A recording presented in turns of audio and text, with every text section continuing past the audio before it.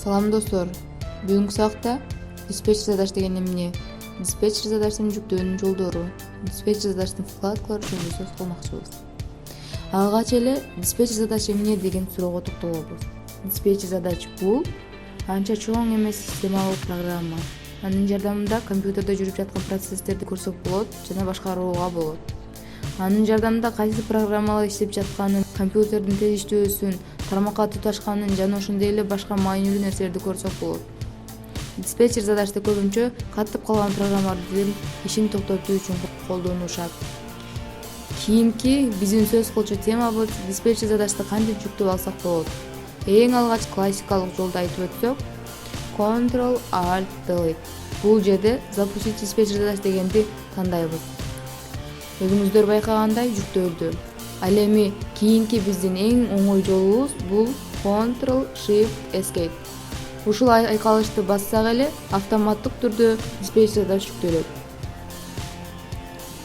Кийинки диспетчер задачты жүктөп алуу жолубуз пускка кирип, поиск деген жерге диспетчер задач деп жазып издейбиз.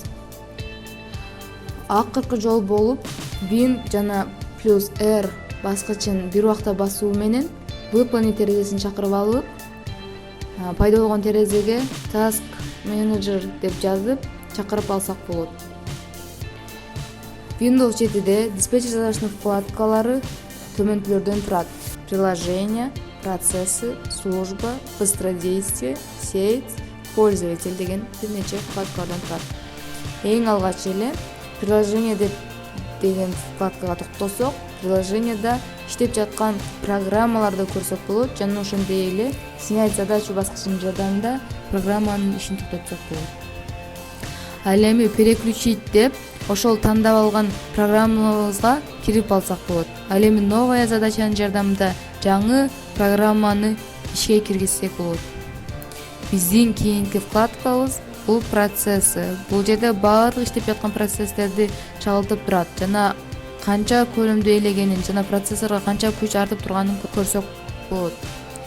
Бул вкладканын артыкчылыгы так ушул жерде иштеп жаткан вирустарды тапсак болот жана анын кайсы жерде жайгашканын билсек болот. Бирок бул жерде вирусту жок кылууну сунуштабайбыз. Анткени компьютер өчүп жанган соң автоматтык түрдө ал вирус кайрадан иштеп баштайт. Ошондуктан аны атайын вирустук программалардын жардамында өчүрүүнү сунуштайбыз. Служба вкладкасы. Бул вкладкада колдонуучудан көз каранды эмес, операциондук система менен кошо жүктөлүүчү приложенияларды айтабыз. Каалаган службаны тандап ишин токтотсок болот, тийишпөө оң. Анткени службанын баары компьютердин корректүү иштөөсү үчүн керектелет. Быстродействие. Бул вкладка процессорго артылган жүктү жана оперативдик эстин бош көлөмүн көрсөтүп турат. Кааласак кененирээк маалымат алсак болот. Ал үчүн монитор ресурсов деген баскычты басып коюу гана жетиштүү. Төмөндөгүчө терезеден биз баардык маалыматты алсак болот. Ал эми биздин кийинки вкладка сеть вкладкасы. Бул вкладкадан тармакка туташканбы же туташкан эмеспи, туташкан болсо тездигин билсек болот. Биздин акыркы сөз кылчу темабыз болсо бул пользователь вкладкасы. Бул вкладкада системада иштеп жаткан колдонуучулар жөнүндө маалымат ала алабыз жана ошол колдонуучунун ишин токтотуп койсок болот. Ушуну менен биздин сабагыбыз аягына келип жетти. Эгер биздин видео жаккан болсо лайк басыңыздар, биздин каналга катталганды унутпаңыздар.